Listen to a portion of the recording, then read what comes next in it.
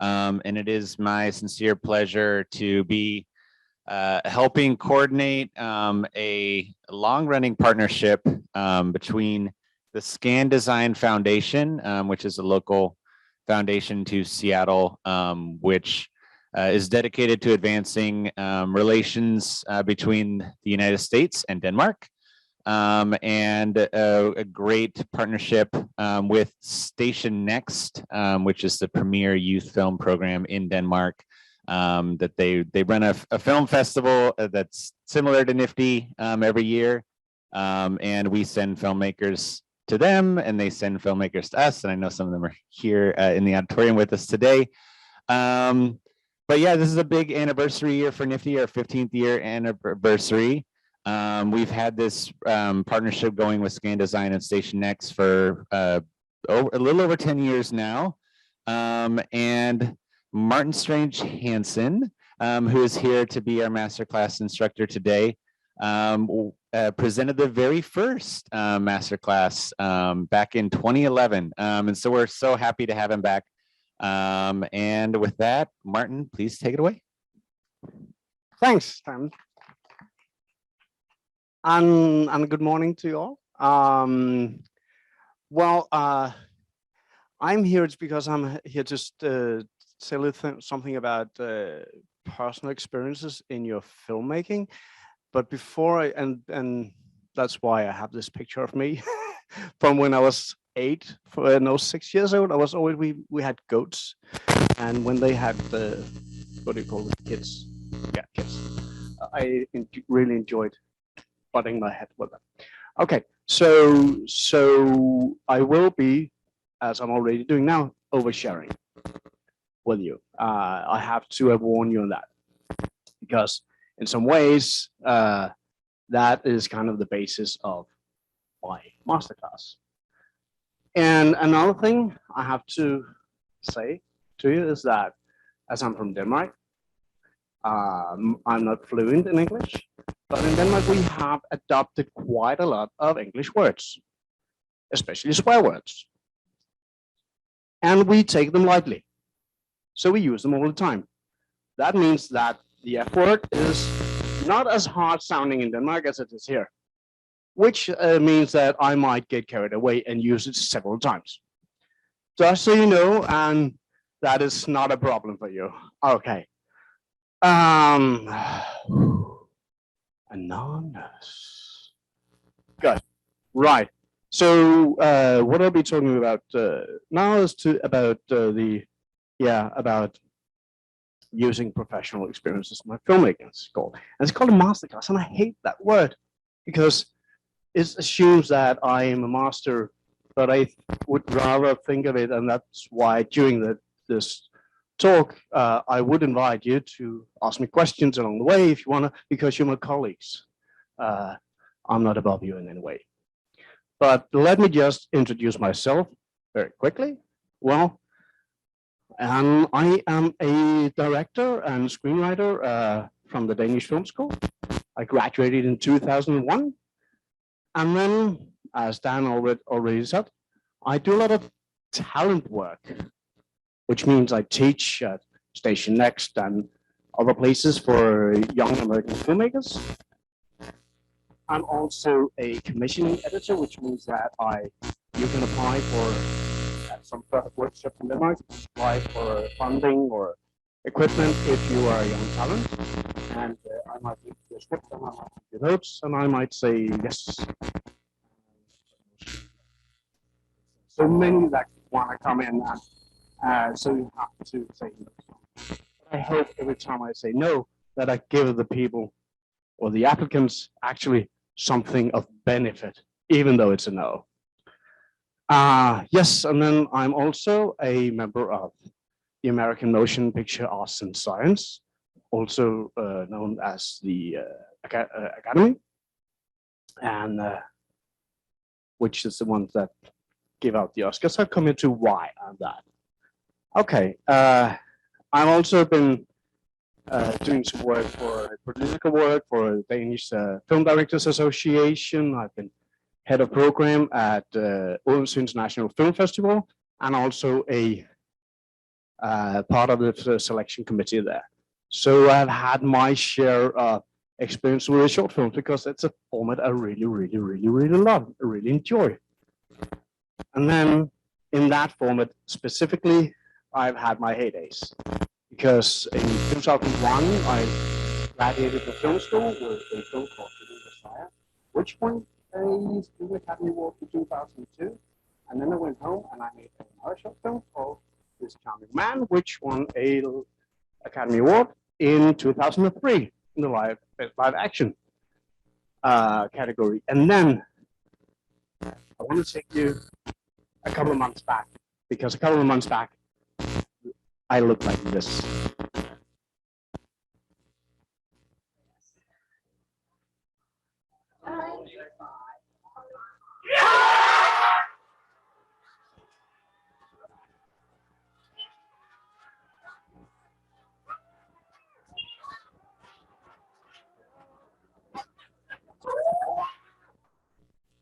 We were pretty happy because we were nominated for an Oscar this year for my new short film called On My Mind.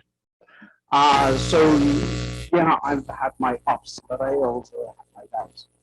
And my downs is actually a beautiful part of me. And one of them is the film I made before my graduation film in film school.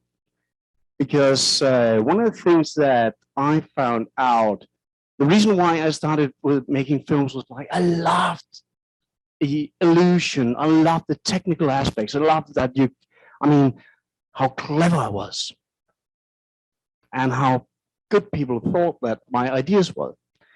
And in the sense, that kind of carried in through film school. You know, when you're in film school, you always compete. You're like, oh, I want to be better than that guy over there. I want to be better than her. And that's what you do every time you do a film. You want the teachers to like you and all that. But, so I did a film, which is the one you do halfway through. It was bigger, the first of the bigger films you do. What happened was the thing that always happened for me. I got into the room, I pitched it to the teachers. The pitch was, basic pitch was, there's this guy who wants to commit suicide, and but he is kind of scared to do it. So he takes a car and he drives into a road in the woods, closes his eyes.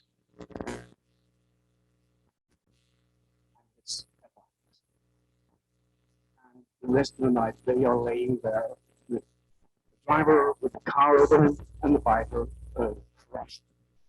And they're talking about serious.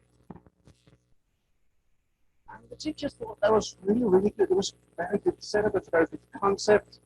And of course, legally I went to it and made a disastrous bad film. Because yes, the idea might be good, but there was nothing in it. I didn't want to do anything but have their patting me on my head, make me feel clever, being better than that guy over there.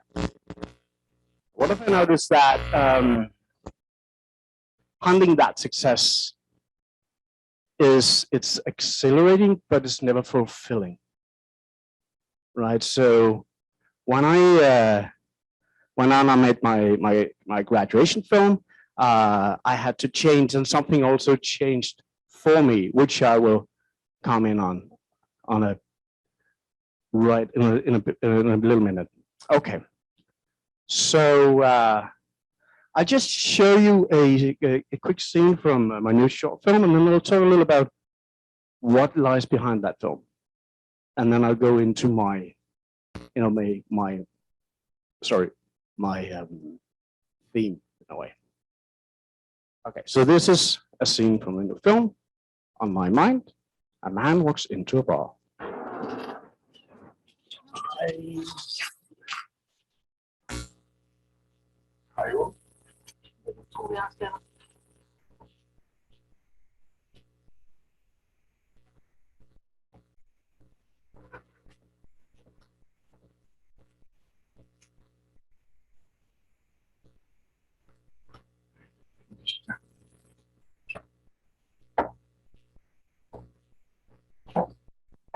Noget særligt mærkeligt, du ønsker?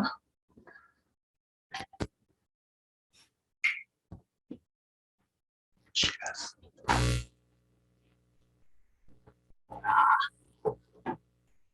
Vi går med King George, ikke?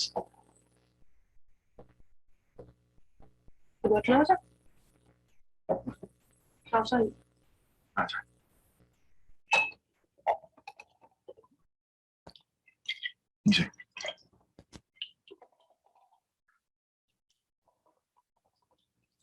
Du siger bare selv stop.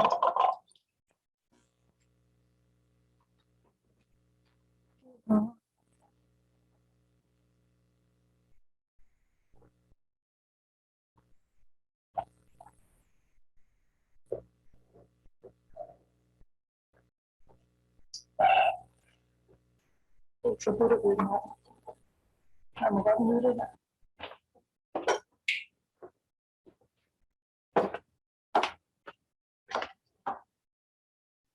Right. Okay. So a man walks into a bar. What is behind this scene? Then I'll take you back. As I said before, I did my film throughout. The one in the middle. I can't. There's another word for that in English, but the one in the middle of film school, which was a disaster, and I knew I had to learn something, which is the thing you do from disasters. Failures, you learn and you grow. But then something happened to me along the way. And yes, I became a dad. And no, it's not. I became a dad and that changed my life. Yes, I became a dad and that changed my life because I became a dad of a severely disabled daughter who had a neuromuscular disease, which was something that gave a lot of seriousness suddenly in my life. And something that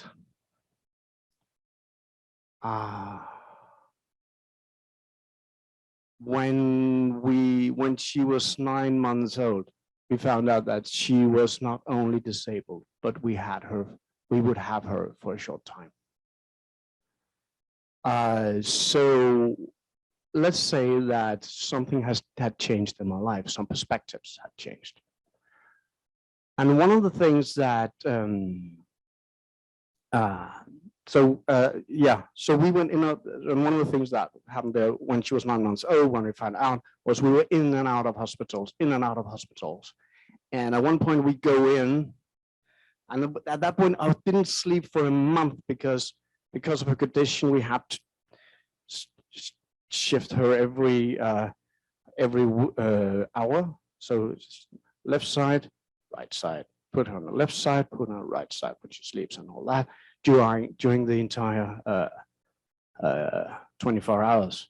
And that's how you torture people. So we put the timer for one hour and never slept. And we did that for a month. And then finally, it all broke down. She went to the hospital. We were getting ready to say goodbye to her. And I knew that tomorrow I would have to have a very serious talk with the doctor. And I needed to sleep before that serious talk, right? So what do?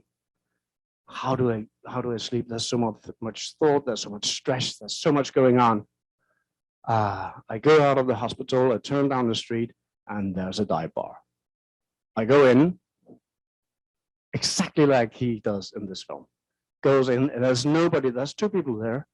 I go up to the counter and I says, double whiskey, no ice, and just blah, blah, blah, blah, blah, drinks it like this.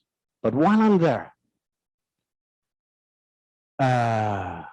these two other characters that are in the bar, two men, it's two customers, and they're having this very, very surreal conversation. It's like, so I'm here, and they're like this close to me, right, physically. And I can hear the conversation going a little like this. So, Torben, imagine you have a rope that's long enough to put around the entire globe, and you do that. Yeah. Good. So now you have the rope is around the entire globe. Yep. Good. Now take one, and here I'm going to the metric system because I don't know the, yeah, sorry about that. But you take 1 meter of rope, that's like 3 feet, I think, and you apply it to the rope already tied around the globe. Yep. How much slip does that rope have all around the globe? Oh, I don't know. And I remember sitting there being in that very, very dark place myself. And they were having this conversation. And that conversation can only happen if you're safe. If everything is just normal, everyday life. And I'm there. And my life can change dramatically within an hour. And that feeling stuck with me. So that's kind of the basis behind On My Mind, my new short film. And a lot of the stuff that I'll be talking around here is also based around some of the experiences I had at that point. Okay. So that was me starting by my oversharing part. You're okay with that, right? Cool. Okay, so let's think about that thing about what I just said, that I suddenly saw myself from outside and I saw the situation, and I was kind of thinking about it like, okay, so this is something that can only happen, and you can be so close, but you are so far away. That kind of stuck with me, that feeling. Okay, I'll just leave that for now, and then I'll ask you a question, which is one of the questions we always are asking ourselves and each other. That is, what is art? Anyone have a take on what art is? Yes, Celine? Anything that makes you feel? Yeah, that's good. Yeah, Benoit? Something that elevates the soul? Also very good answer. Yes?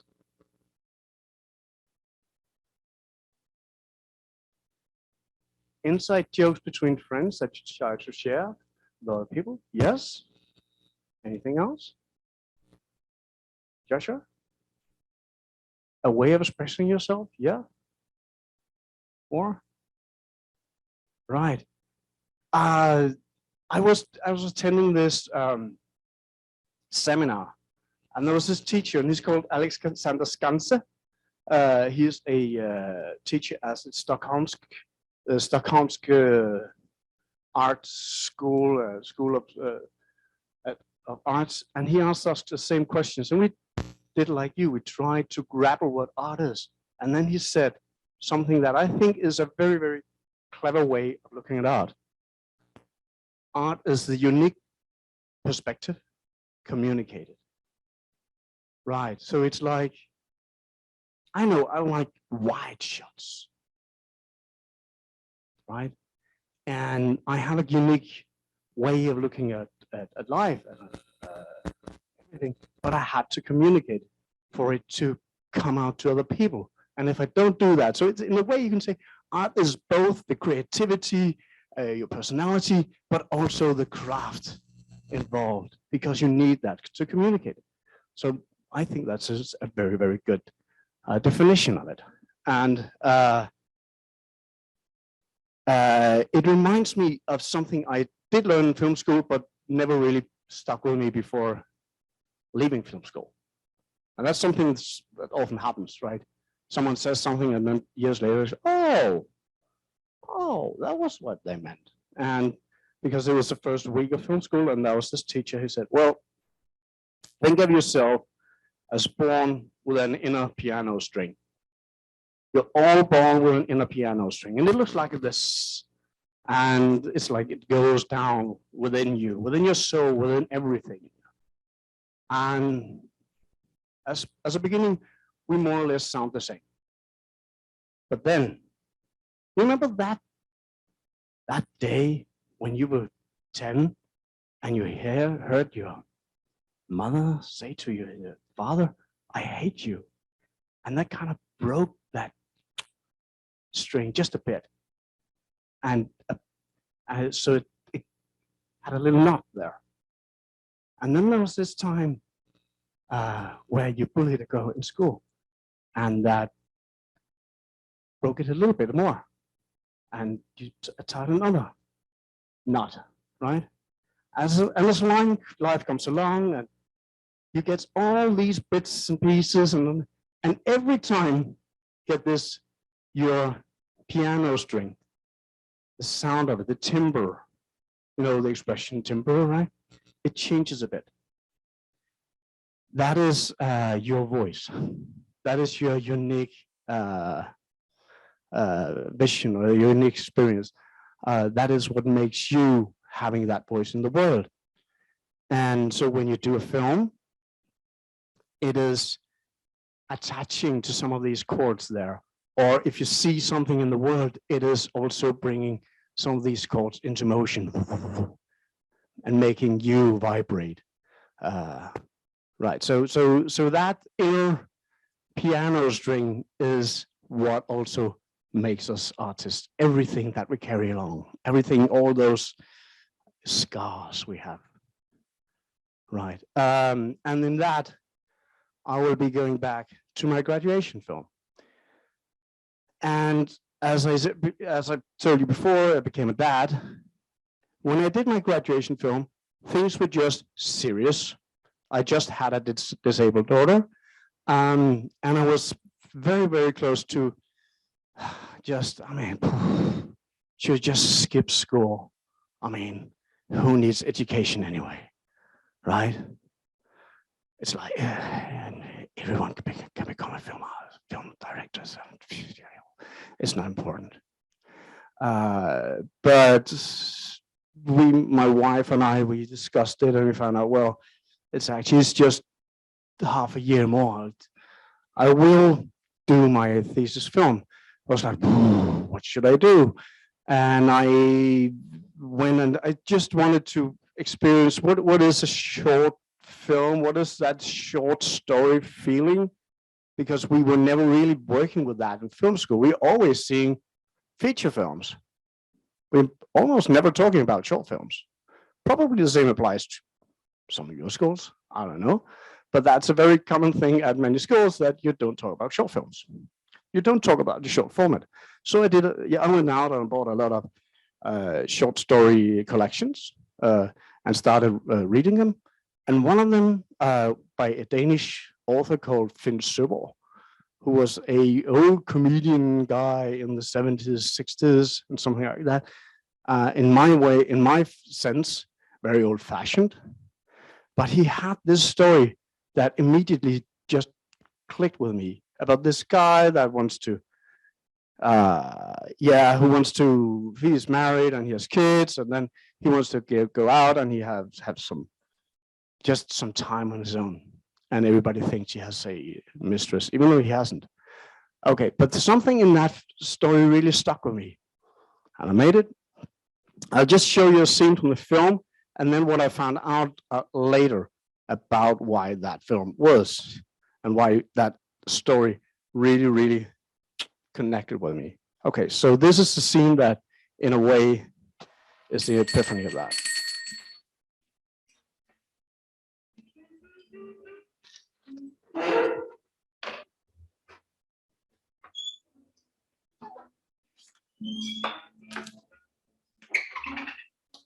Ja, hvad kan jeg sige der med? En portion gule ærter, tak. En portion gule ærter på vej. Jeg vil gerne sidde for mig selv. Jamen, du tager dig bare et bord, mester.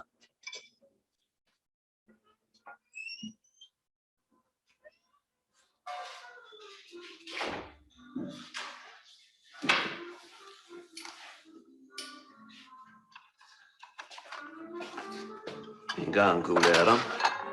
Hvad så er det? Tak.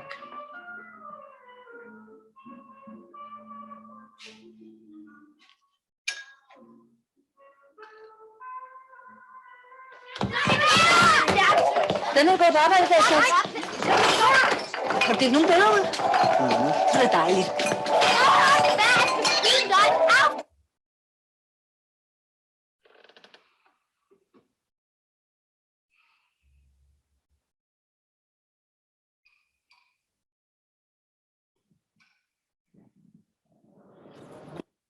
And what happened just happened here as well. I remember when I showed this in the cinema the first time, and someone was, when that scene came on, I was like, this is not funny. This is not funny. It's just sitting there. It's like, we're showing this. And then when I found out the reason why you do that, that small chuckle, recognition. You recognize, you just suddenly sticks with you, understand it. And that's what I then realized why this story was so important for me, because at that point everything was so serious. I mean, when I went out the door to go to film school, to go shooting, I did not know if my daughter would be there when I come home. And there was so much, I mean, disability implies so much extra responsibilities from parents.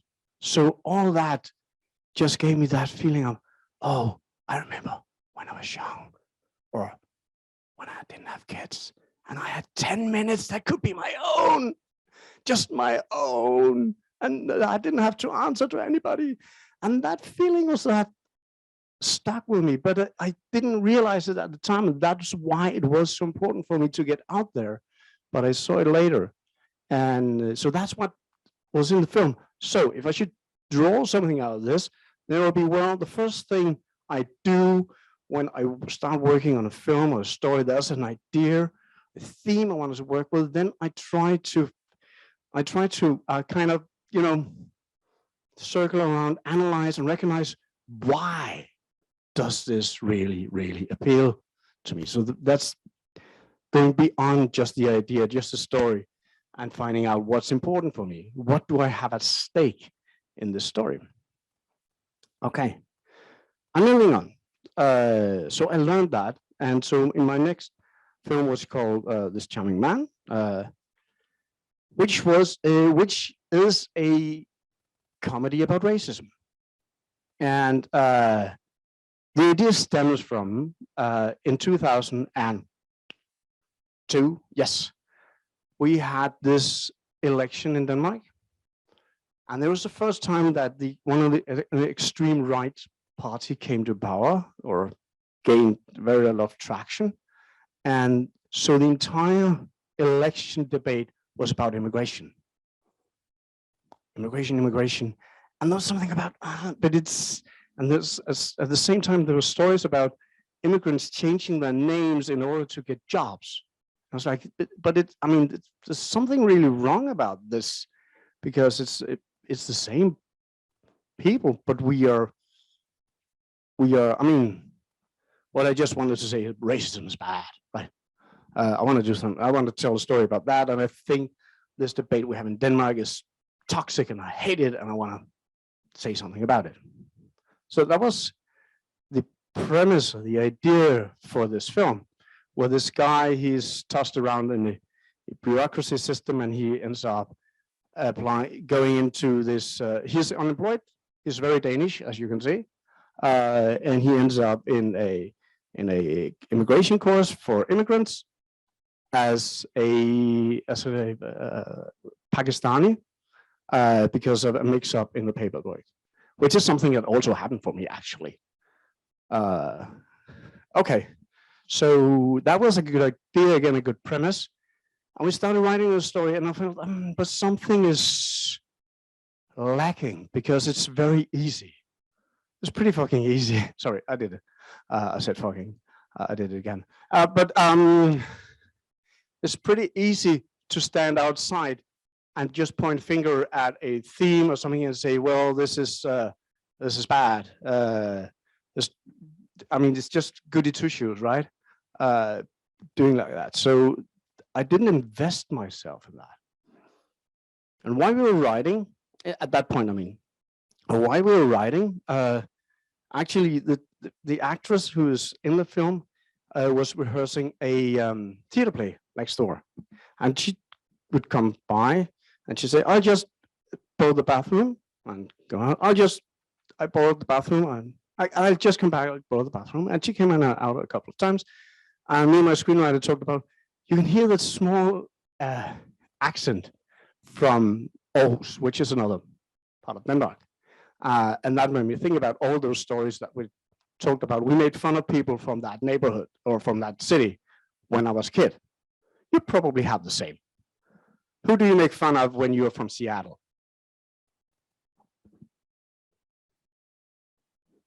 There's no neighboring. They don't.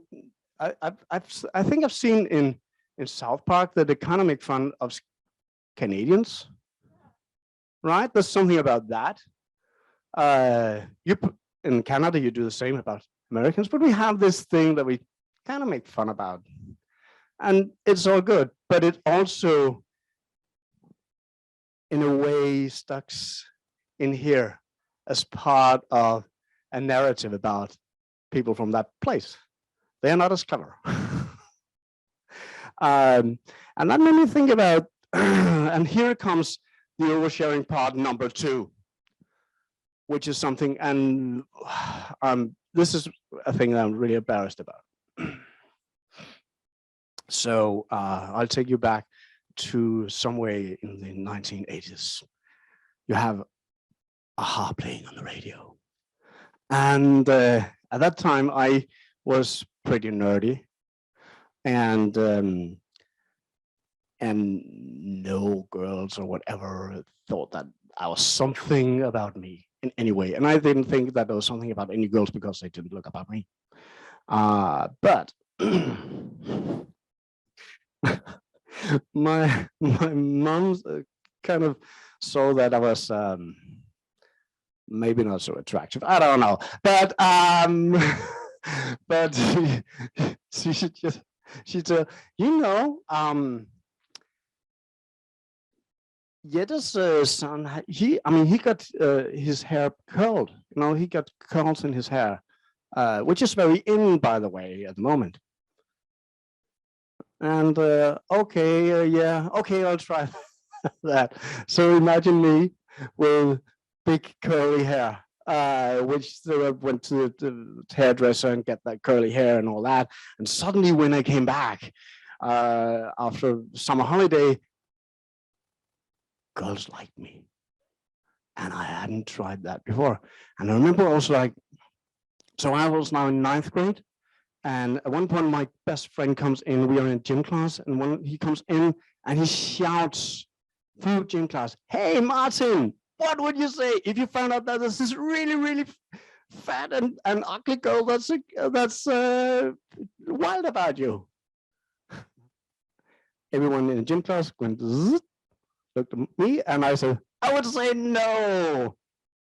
You know who it is?" He said, and then he told me the name of this girl from 8th grade. And again, and people laughed. And I could feel that there was something a little satisfying about that laugh there. Okay. So now break comes. Come break, come jungle law. And I go out into the schoolyard. Up there, in that part of the schoolyard, all the cool kids. At that point, we can smoke in the school in Denmark. So everyone's smoking up there. And there's a long bench. And here she sits. We'll call her Judy for now. And I walk and I see her, I see them, and I stand before her. "Hi, Judy. So I hear you're wild about me." I say it loud enough so they can hear me. And I can feel all their faces going, shh, turning this way. It's a little like when you're on Facebook and someone puts a like on. Yeah. Oh, yeah. Okay, so I got recognition for this. This popularity coming my way. You know, Judy? And I sit down next to her. I would be desperately wild about me too if I was you. And now people start to gather around. And then I put my arm around her, and I say that, well, but it can't be us because fuck me. That was so damn mean. And and I hate myself for having to do that. But I remember that feeling of all these people standing here and cheering about it. Right. Okay. Long story to tell you why. Because that kind of came back to me while I was doing this film, this episode in my life. And I was like, I know now why the character, he goes in and he plays. I mean, he meets his old friend from school, and that's the scene here. Hej, Lars. Hej. Ida fra folkeskolen. Ej, kom nu. Hej, jeg hedder Ida, jeg kommer fra Aarhus. Jydepotten. Gud, nej, du har da tabt dig helt vildt. Har du tabt dig helt vildt? Nej. Nå. Det var bare i ondt. Hvor vi det? Jeg drillede helt vildt. Ej, hvor er det længe siden. Hvad så nu? Er du arbejdsløs? Jeg har endelig fået mit ønskejob. Nej, hvor er det godt.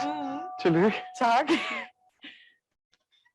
Jamen, jeg har desværre en aftale, så jeg bliver sgu...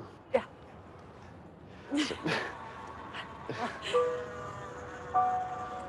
Hi. Hi. Right, yeah, so he meets this girl that he's been bullying in school, right? And now he finds her attractive, and then because she was from that other part of Denmark, and I remember all those jokes were told, it was like, but that's basically the basis of xenophobia right there. Right there. I mean, I come from not even a small town, but I come from rural part of Denmark. And where I was, we were living at a lake. At that lake, we had a small gang. And at the town next to the lake, there was also a gang. Tisøbanden and Jersløbanden. Tisø gang and Jerslø gang. Right. And even though, I mean, and again, I'm a metric guy, so I would say there was 6 kilometers between those two cities. That's like 2 miles, something like that. And they talk just a little different. There was a slight difference in accents still there. But so of course they were evil, and we had to fight them, and we didn't have guns.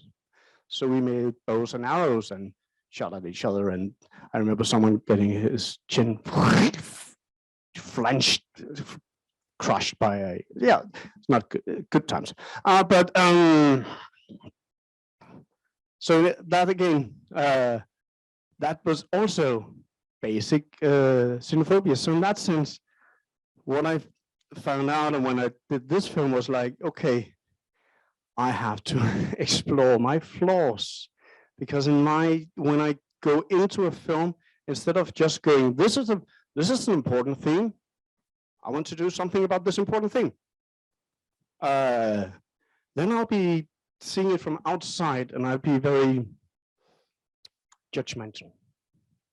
If I don't put myself in there, in a way, there's something happening about the importance, and that I am not vulnerable anyway.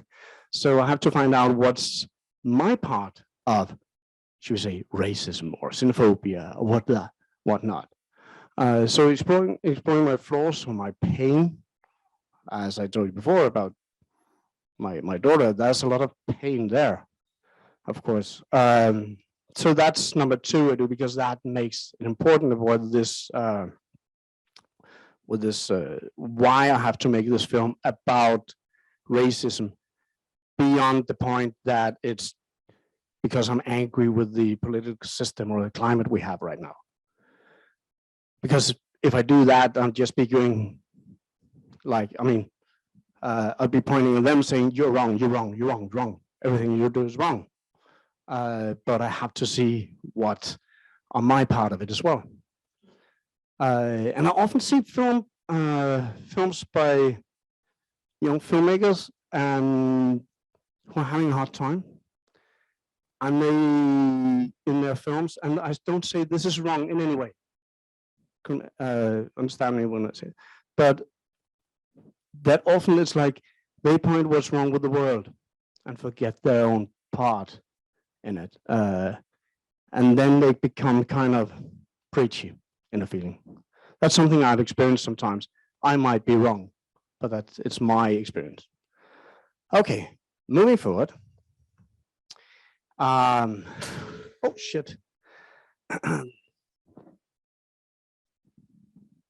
Ready for more traumas? More sharing, oversharing. So some years ago, I did this short film for children about this girl whose parents are getting divorced. And she gets a hamster from her parents in a "then you're not unhappy, are you?" gift. Of course she is. And the premise of that stemmed directly from an experience I had. Let's go back again to the countryside. And I'm going back from school. And while I'm doing that, I'm seeing this small yeah, I just translated it into rabbit. Rabbit kid in the grass, and I go over there and I pet it. And one thing you don't do when you see a rabbit, what do you call them? Sorry? Yeah, but the kids, don't they have a special name? A bunny, yes. Oh, I love that. Yeah, that's right, because it makes this so much harder, not because it's such a cute name. Okay, so so the bunny, and I pet it, and then I think, oh shoot, that's right. You are not allowed to pet them because then mommy rabbit or hare won't come because it smells of human. So now it'll die. I have to take responsibility for what I've done. So I took it back home, and we feed. I mean, I took my sister had some dolls with some, you know, when you feed a baby, yeah, bottles, right? Which I could put some milk in, and I feed it with a bottle there, and I gave it carrots, and it was actually doing pretty well. And I was pretty proud because I was now mama of this bunny. And it lived well with us for at least a couple of days.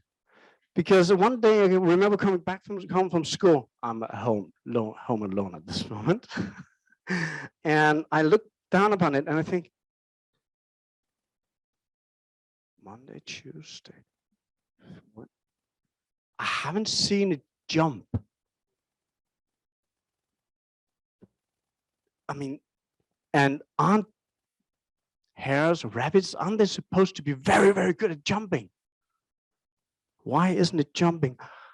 Oh, because its mama hasn't taught it how to jump yet. Because when you're not in school, it's your parents telling you the ways of the world. Yes, I'm the mama. I have to teach it how to jump. Oh, yeah. And then I take out a couple of mattresses and I put it on the mattresses and I say, so now you can jump, and you just do like this with the legs and you stretch them and you jump out. And it doesn't do anything. It just sits there and looks at me. Big eyes, trust, love. and then I think, okay, so I have to show it how you do that. I walk up to the mattresses, stand next to it, and I do like this. So you do it like this, and then you jump as fast, and jump and jump and jump and do it again and do it again. But what happens is when you have a bunny this size, maybe yeah, again, metric says 25 grams, and you have a kid this size, and 25 kilos.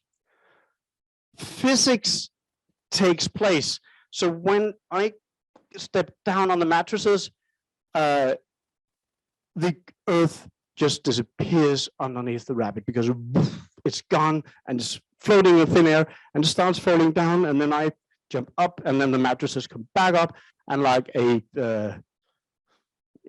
like the catapult seat in James Bond, it just throws in the air and comes down, throws in the air, and it's not a very good learning situation for the rabbit. And it says that with some sounds. So I think I should better stop. And I stop and I see that rabbit and it wants to get away quickly and it can't. It kind of drags itself on the front legs and the right back legs are behind it, and it drags itself over behind this piano and it dies. And I go there, I look at it and I go, shoot. And then I can hear my mama coming home.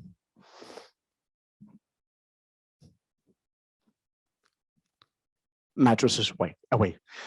So I take them away and I just pray that I won't get scolded, because I can feel, no, this was wrong.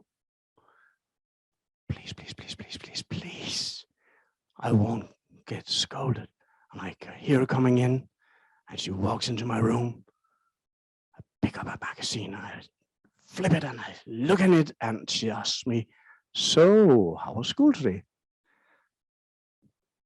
Fine, fine, yeah. Did you do anything interesting? No. Are you hungry? Yes, please. And then, oh, yeah, good. Oh. Have you seen the bunny? No, I haven't seen it all day. We could go searching for it, and we'd start searching, and I have a very good specific idea of where it is. So I go bunny, bunny, bunny, go over here, still dead. I turn, it's here, it's dead. And stand there hoping again that I'm not scolded, and my mom goes over and she sees it and she says, oh my God, no. She looks at me and looks at me, comes over. And here comes the part that really, really stung my heart for many years.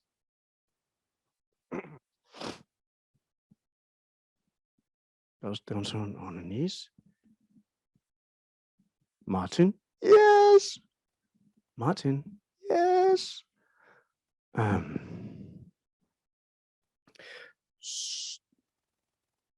Okay, so,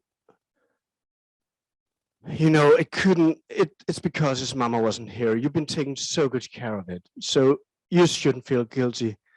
It's not your fault. You sure? Yeah. Do you want some cocoa?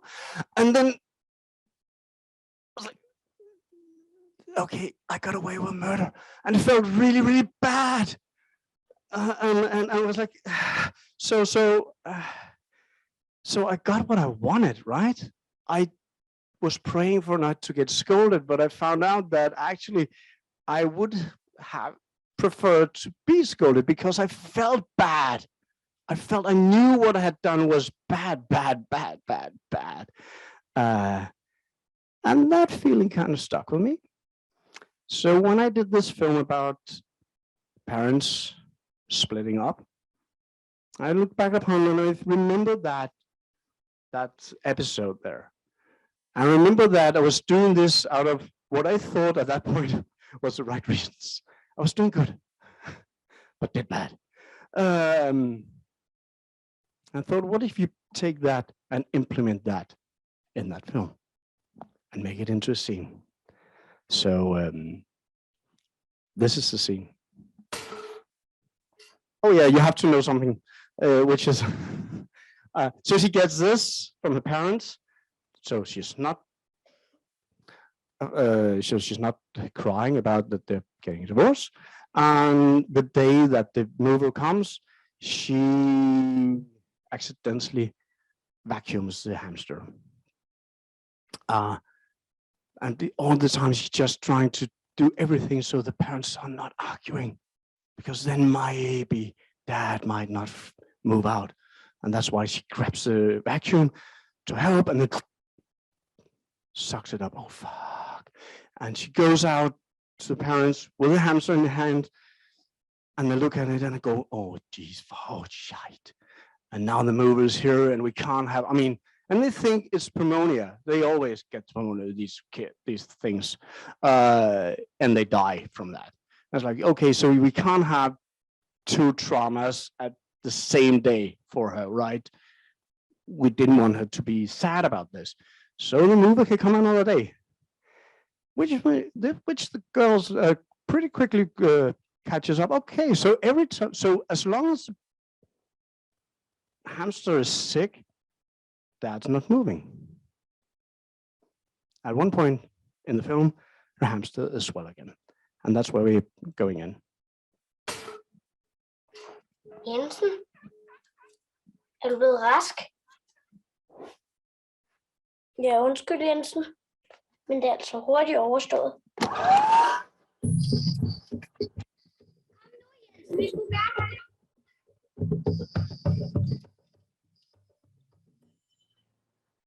Hvad er fundet, Jensen? Jeg kan godt se dig.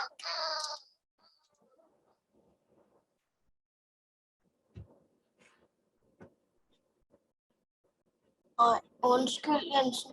Du er helt vildt bange.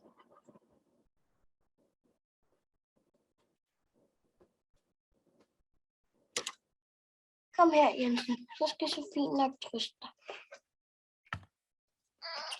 Nå, det er lige Jensen. Au. Au, au, au, au, au. Hvorfor bider du mig, når jeg skal til at trøste dig?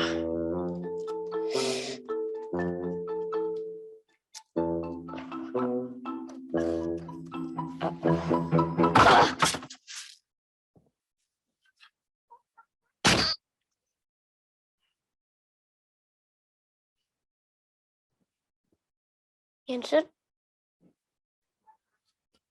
Er du okay?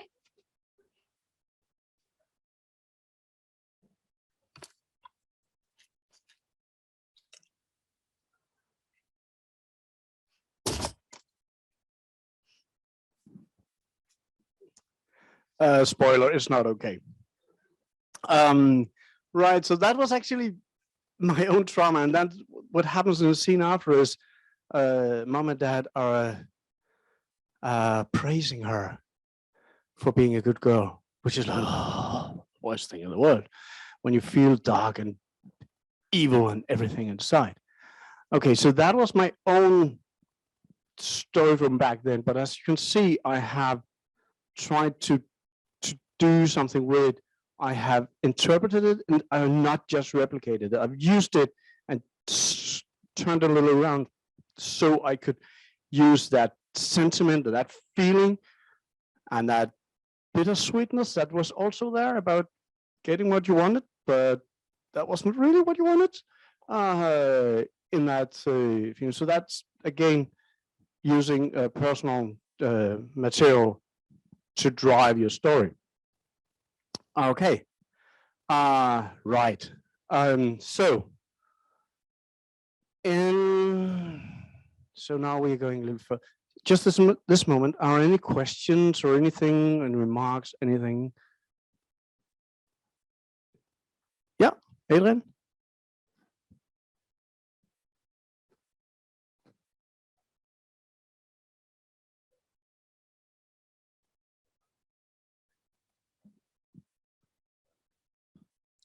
Right, yeah, so the question was, do I write myself or do I write in collaboration, and how do I apply these rules or stuff that I've done? Well, if we go back to, let's take this one first. I always co-write with someone. but I start out by fleshing out the idea of the story with that writer, and then talk about why it's important, right? And going back to my graduation film, which was based on a short story, so that was more even further away, right? But the essential part was still finding out, and that's what we all do. At one point or another, we get a script by someone who's been writing, and it's their personal outlook in the world, and we have to take it and find out how we can apply not only our vision, but something of importance for us in it, which is beyond what's just on the page. So I think I always search for that scene or whatever that has that, or that character that has that. Maybe a character flow, like in This Charming Man, that was a character flow that was me, right? Basically, so like in a way could enhance the importance of the story, of this theme for me. So it is not about getting the pat on the head, right? It's about something more fulfilling, about telling a story and getting something across. Okay, let's skip a little further forward. Now we're going back to On My Mind, my film from this year. I made another from last year. Made it in 2000. I made it in February last year. Started writing it in January, and it went really quickly because it was like, hey, Corona and lockdown means that all the bars are closed. It's a perfect time to shoot a film at a bar. You can get it for free. Costs zero. Good. So that's a good premise. And then, okay, so they open in week 9. We will be shooting in week 8. I'll start writing. But I write upon something that is already in me, right? There's always this already this story. I know about this guy, he wants to sing this song. Because what happens On My Mind when you film is that this guy that you just met, and you don't know what he's carrying when he gets in there. You can feel that he's carrying something when he's ordering that drink and downing in it, like I was. And he requests to sing a song. He requests to sing Always On My Mind. And there's a couple of reasons for that, both for the karaoke. I love karaoke, yes. And first time I did karaoke, that was actually half a year after my daughter died, when we had the rap party of This Charming Man. So I have in so many ways been stressed out. And now I got drunk and I got happy. And someone said, hey, there's a karaoke. Martin, don't you want to sing for us? Yes, please. And I went up and okay, they have Delilah House, that one. And I started singing Delilah, Delilah, Delilah. And I just loved it. I can just feel the endorphins going, cleansing my body and my soul. And I was just happy. And then, oh, another good song comes on. You want to sing with me? Yes, well, okay, come on. And I didn't really get the rules of karaoke, which is you sing your song, you go down.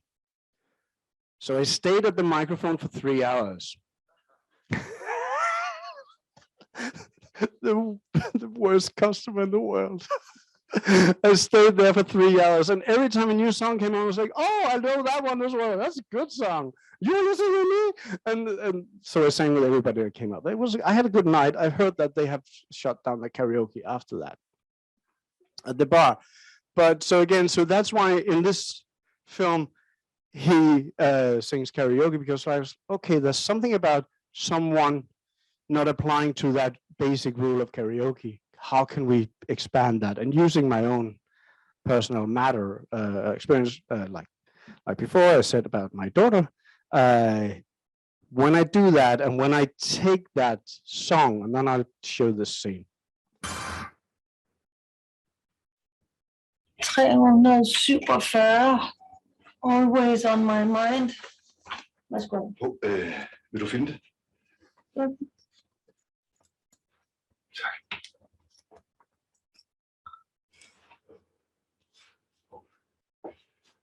Trine. Den her til dig, og du ved godt, hvorfor.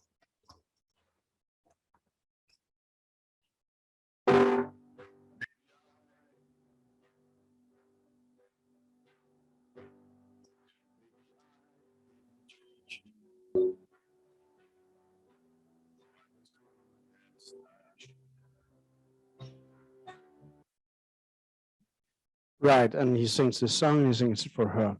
Because one of the things that being on festivals and with my film, I always go into screenings. I do that because that's where you get the physical feeling of your film. That's where it becomes real. And you find out all the things that you were discussing with the teachers or with your editor about, and that shot that you thought was so great that it had to be in the film, and you feel it in the cinema, it's like, something is not right here. I was working too long with this. And I've been seeing some films that, and it came, so just coming back to the thing about personal, I remember I saw it on a festival, doesn't matter which one, last year, this film about someone had made about her grandmother. And it was clearly that she loved her grandmother dearly. Dearly, dearly, dearly. So she made this very private film about how great her grandmother was. And it was so private that it didn't do anything with the audience because she was not able to take that cruel step that you have to do. But sometimes time is a very good thing. That's why maybe I'm making on my mind now. I mean, 20 years after my daughter died, right? I made that film. I needed time to actually being able to being cruel to the story as well. So I could make it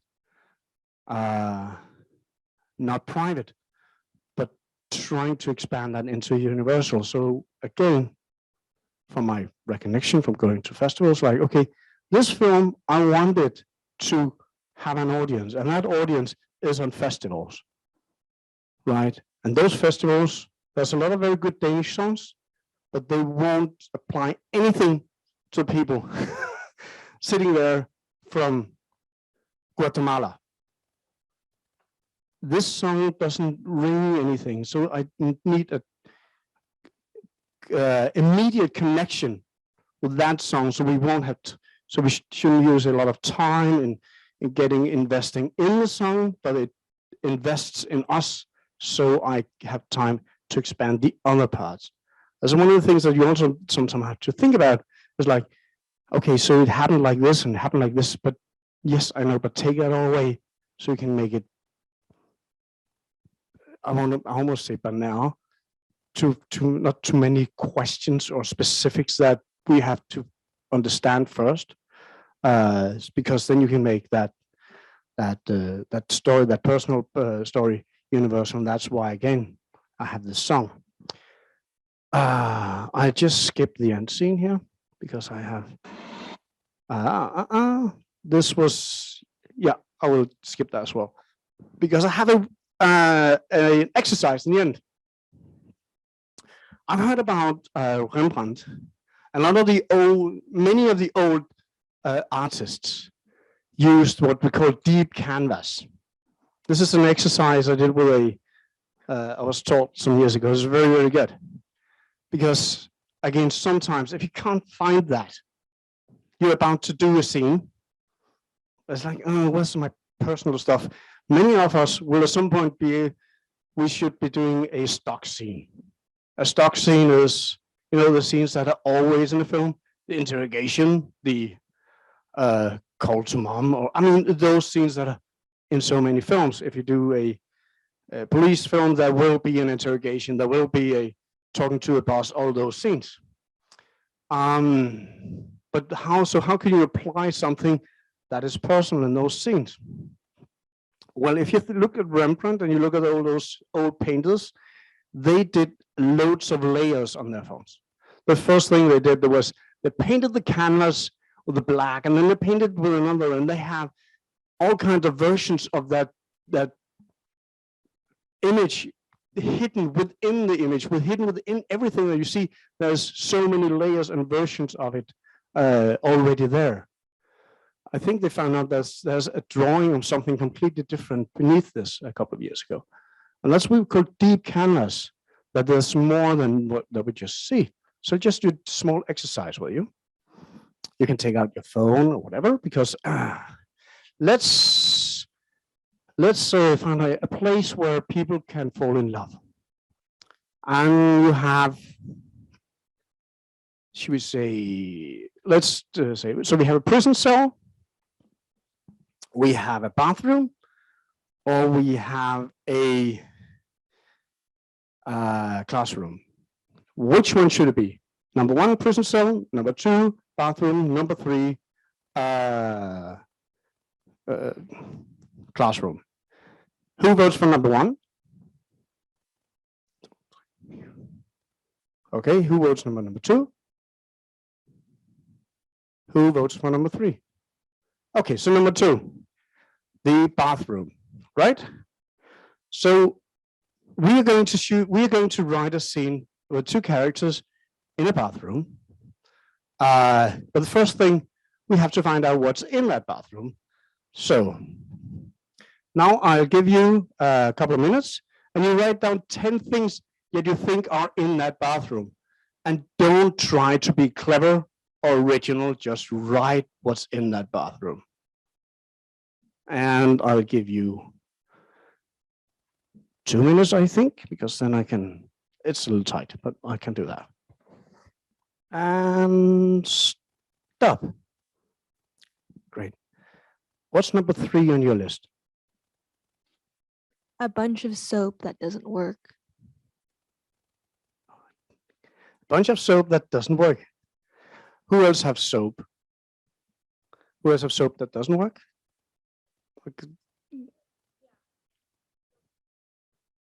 Yeah. Why did you have soap that doesn't work?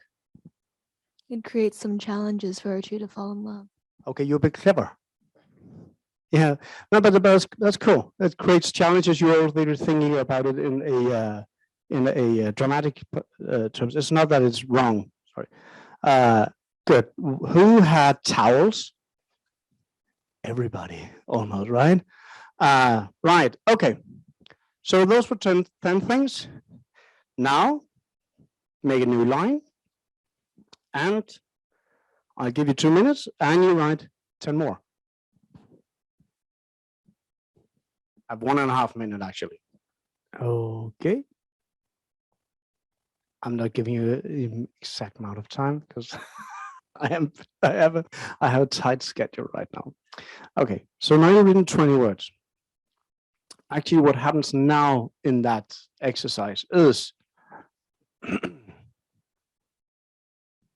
write 10 more. And we don't have time for that.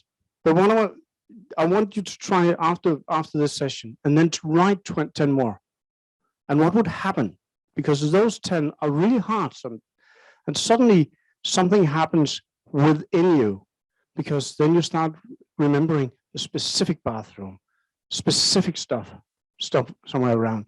Because those first 15 to 20, they are what's in almost every bathroom. So the last ones are the unique ones and personals, right? Okay. So that's a way you can actually apply that to a stock script, or you have a scene or something that you want to do. Sometimes I do that when when I'm standing in front of a scene, I'm writing this. Okay, I'll just try to find out what's in that room first. 10, 10, 10. And then, okay, this is interesting. So there's this weird sound from the air conditioner, because I remember when I was teaching in Hellerslev, there was this air conditioner that was going, and that is in the scene. Oh, that applies to a scene like this, and this gives this flavor, and suddenly you're implying yourself in the scene, and that's part. Okay, so we'll just end up here, wrapping it up. This is kind of what I tried to come up with, like say 5 things that you can do or have in mind when you try to take the personal stuff and put it into your films, your storytelling. You had the recognizing the theme of what was important and exploring your flaws and your pains, making interpretations, and I mean being cruel to your own story and twist it around so it does the trick and try to make it universal. And you can do the deep canvas thing. Right. I have 2 things more to say.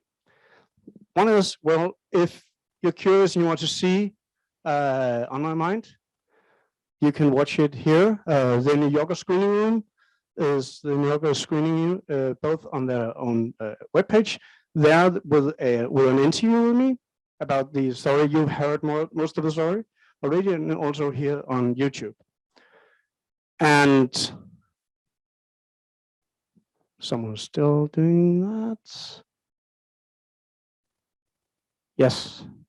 And last thing, if you want to connect, you can connect with the film on Facebook and me and the film on Instagram as Bensona. Right. Are there any questions?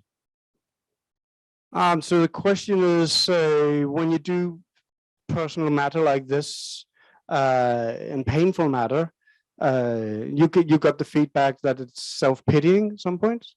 Yeah, but I would suggest going back to rule number my advice number 2, exploring your own flaws in it, because those are not necessarily pitying, but you are trying to find out something about yourself in that. And then I always go for having a protagonist who is active. And doesn't give up. It's not, we should feel pity, the protagonist should not, right? Not pity, but we should emphasize, we should be with her and like, yes, I'm rooting for you. Go out and fight the world. And if he says that everyone is unfair to me, then we're kind of losing hope in her because she's lost it already. She is, I had that Matthew quote up there about seeing the splinter in her eye, and that's, I mean, then she's just seeing the other's faults, right? Okay, so that was, thank you for that question. Yeah, but my last film, I just wrote that myself. I didn't have time to have another write on it. More questions? So the question is drawing a line between making something universal or unique to, I mean, how do you do that?